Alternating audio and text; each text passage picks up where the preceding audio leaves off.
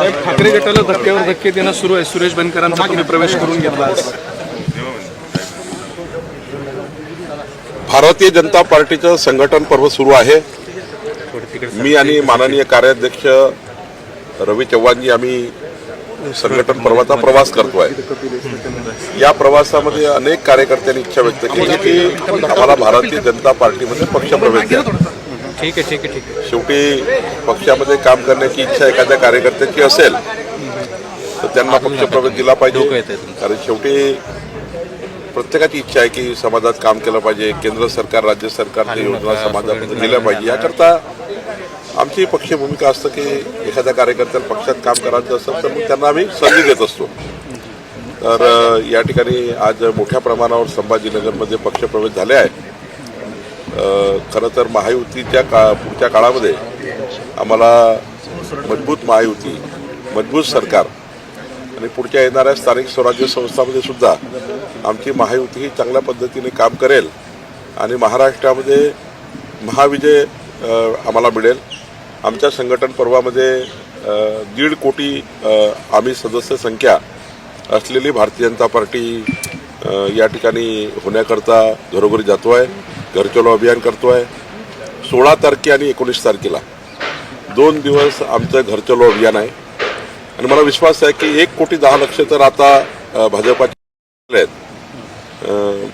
आणि मला याचा आनंद या गोष्टीचा आहे की ज्या ज्या ठिकाणी आम्ही जातो आहे, पाणठेल्यावर, रस्त्यावर, चहा टपरीमध्ये प्रत्येक व्यक्ती भाजपाचं सदस्यपद मागत आहे. मोदींच्या नेतृत्वामध्ये, देवेंद्रजींच्या नेतृत्वामध्ये महाराष्ट्रामध्ये प्रचंड जनतेमध्ये आशा अपेक्षा आहे की डबल इंजिन सरकार महाराष्ट्राला पुढे नेईल आणि या अपेक्षेने मोठ्या प्रमाणावर लोक भाजपाचे सदस्यता अभियान ग्रहण करत आहे. पुढच्या काळामध्ये प्रत्येक बूथवर 3 सक्रिय सदस्य ॲक्टिव्ह मेंबरशिप आम्ही करतो आहे. राज्यात 3 लाख ॲक्टिव्ह मेंबर होतील असा आमचा माननीय रवी चव्हाणजी आणि मी प्रयत्न करतो आहे. पण यामुळे ठाकरे गट रिकामा व्हायला लागला. खरं तर माननीय उद्धवजींनी हिंदू हृदय सम्राट बाळासाहेब ठाकरेजींच्या हिंदुत्वाचा विचार हा सोडून दिल्यामुळं आणि काँग्रेस सारख्या अविचारी पक्षाशी युती केल्यामुळं माननीय उद्धवजींना अनेक कार्यकर्ते सोडून चालले आहेत. खरं तर उद्धवजींनी आपल्या मूळ भूमिकेशी कॉम्प्रोमाइज करायला नको होती, ती झाली आहे. आणि म्हणून खालचा कार्यकर्ता हा हिंदुत्ववादी कार्यकर्ता आहे. तो हिंदुत्ववादी विचाराचा आहे. हिंदू हृदय सम्राट बाळासाहेब ठाकरे यांच्या विचाराचा आहे आणि त्यामुळे तो कार्यकर्ता आता उद्धवजीसोबत राहायला तयार आहे. रावसाहेब म्हणाले की ठाकरे गट आता व्हेंटिलेटरवर आहे. नाही, ठीक आहे, पण उद्धवजी सोबत आता सध्या, कारण जेव्हा उद्धवजी मुख्यमंत्री होते त्या काळात ते काही फार पक्ष सांभाळण्याचं काही फार काम झालं नाही आणि अविचारी काँग्रेससोबत त्यांनी युती केली. ही सगळी मंडळी जी आज परत आली ही विधानसभा निवडणुकीच्या तोंडावर परत केलेली आहे. त्यावेळेस त्यांना निवडणुका लढाईच्या होत्या, लढून झाल्या, आता परत आले. नाही, त्यांना आम्ही तेव्हाही सांगितलं होतं की महायुतीमध्ये सर्व प्रचार प्रसार केला पाहिजे. तेव्हाही आम्ही त्या ठिकाणी त्यांना कळवलं होतं. पण शेवटी आता विधानसभेची निवडणूक संपली आहे.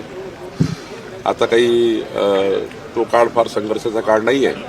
महायुती म्हणून आम्ही आता सर्वांनी एकमत केलं आहे की बाबा चांगल्या कार्यकर्त्याला पुन्हा पक्षामध्ये संधी दिली पाहिजे. शेवटी 40-40 वर्ष, 50-50 वर्ष पक्षामध्ये काम करतात. एखादी चूक त्यांना माफी केली पाहिजे. वाळू माफियांचा हैदोस सुरू आहे. त्या अंतर्गत वाळू धोरण बदलण्याची गरज आहे अशा पद्धतीची मागणी होते. अधिकाऱ्यांवर हल्ले होत आहेत. या महाराष्ट्रामध्ये अत्यंत चांगलं वाळू धोरण येत आहे. 18 तारखेला आमची अंतिम बैठक आहे. 18 तारखेला आम्ही वाळू धोरण अंतिम करतो आहे आणि सर्वसामान्य जनतेला स्वस्त वाळू मिळेल. वाळू माफियागिरी करताच येणार नाही आणि डिमांडवर सप्लाय पूर्ण होईल. जेवढी डिमांड आहे तेवढा सप्लाय जर केला तर माफियागिरी होणार नाही आणि त्यामुळं त्या पद्धतीचं धोरण, ज्या पद्धतीने गावातली वाळू गावात मिळाली पाहिजे, मोठ्या बांधकामाला एम सँड मिळाली पाहिजे. म्हणजे गिट्टीवरची जे दगडावरची सँड जी आहे ती आता आम्ही सर्व बांधकामाला अलाव करतो आहे. VRCनी रिपोर्ट दिला आहे की कुठल्याही प्रकारचं कॉन्क्रीट आता रिव्हर सँडची गरज पडणार नाही. फक्त प्लास्टर करता रिव्हर सँड वापरावं. बाकीचं जे सँड आहे ती दगडावर तयार केलेली सँड वापरावी. त्यामुळे मोठ्या प्रमाणावर बांधकाम आता त्या सँडवर शिफ्ट होणार आहे. मला वाटतं की आम्ही जे धोरण 7 दिवस पब्लिक डोमेनवर टाकलं होतं, म्हणजे वाढू धोरण यावेळी पहिल्यांदा पब्लिक डोमेनवर होतं जनतेच्या आम्ही त्याच्या ठिकाणी सूचना घेण्याकरता.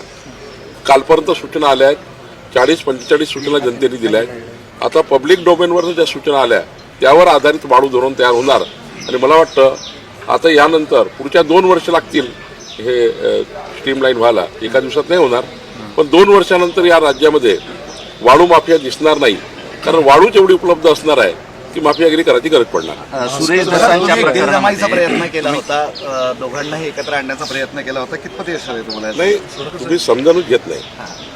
राज्याचा भारतीय जनता पार्टीचा अध्यक्ष म्हणून आमचे आमदार सुरेश धस हे ज्या भूमिकेवर आहे त्या भूमिकेला साजेशी आमचा पक्ष आणि माननीय देवेंद्रजींनी त्यांना पूर्ण पाठबळ दिला. संतोष देशमुखांच्या हत्या प्रकरणामध्ये ज्या पद्धतीच्या कारवाया सुरेश धसांनी ज्या ज्या इन्क्वायऱ्या मागितल्या सर्व इन्क्वायऱ्या माननीय देवेंद्रजींनी केलेल्या आहेत आणि दिलेल्या आहेत. भारतीय जनता पार्टी म्हणून मी पूर्ण पाठबळ सुरेश धसांच्या मागे उभा आहे. पण खरं तर त्या प्रकरणामध्ये संतोष देशमुख हत्या प्रकरणामध्ये धनंजय मुंडे आणि सुरेश धस या दोघांनी जर आरोपीला अंतिम शिक्षा देण्याकरता एकत्रित काम केलं तर संतोष देशमुखला अधिक चांगला न्याय मिळू शकतो, त्या हत्येला अधिक चांगला न्याय मिळू शकतो, ही आमची भूमिका आहे. आणि दोघांची भूमिका पूरक आहे. असं नाही की धनंजय मुंडेची भूमिका काही वेगळी आहे सुरेश धसाची, पण काही ठिकाणी मतभेद आहेत. सुरेश धसाने आपला मुद्दा पुढे नेला पाहिजे याकरता पार्टी यांच्या पाठीशी आहे. पण खरं तर या दोघांचे काही ठिकाणी मतभेद आहेत आणि त्या मतभेदावर त्यांचं त्या ठिकाणी काम त्या आपल्या लेवलला काम करतायत. त्यामुळे आम्ही त्या ठिकाणी काही मध्यस्थी करायची फार गरज नाही आहे. पण मला असं वाटतं की मनभेद असू नये. मनभेद हे राज्य पहिल्यापासून आम्ही विरोधी पार्टीत जरी आहे, आमचे इतर पक्ष या विरोधी पक्षातले आमचे मनभेद नाही आहे, मतभेद नक्की आहे.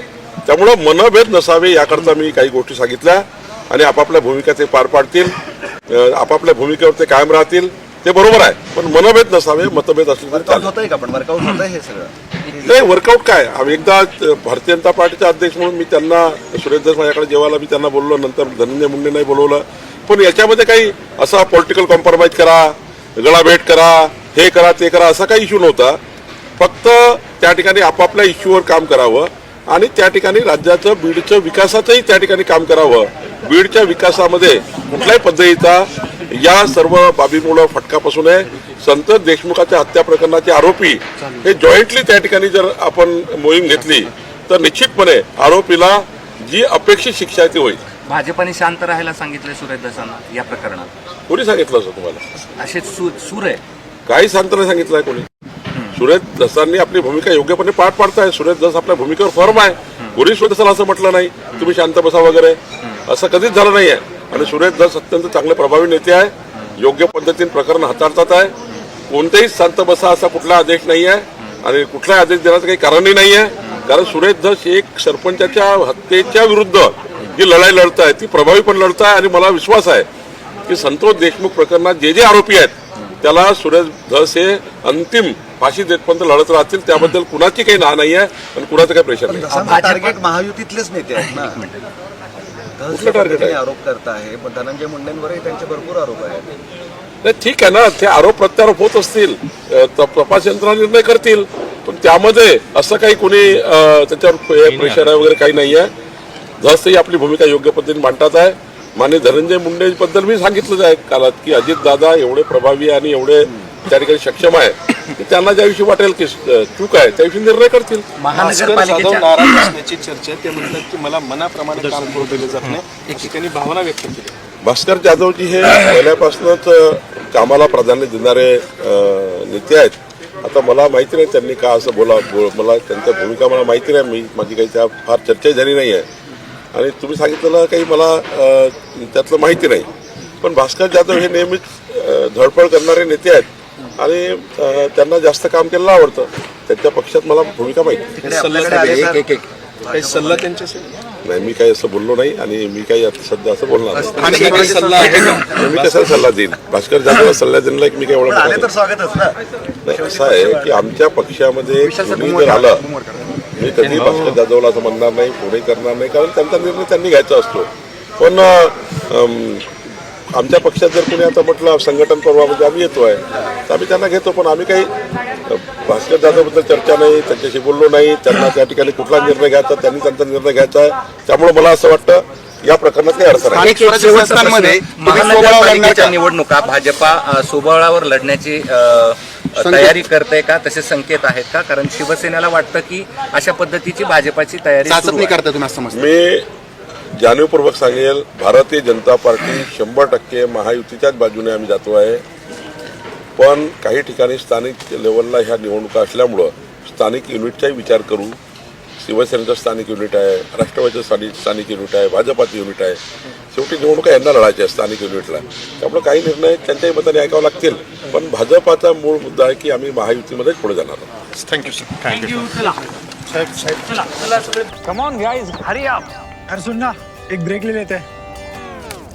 Guys, I'm telling you, तुम लोगों को सही से ट्रैकिंग नहीं आता. But that's okay, you can learn. रोज का ढक्कन देना. ये रेड वाला है, सही वाला देना. अबे ढक्कन, पहले तो सही पानी पीना.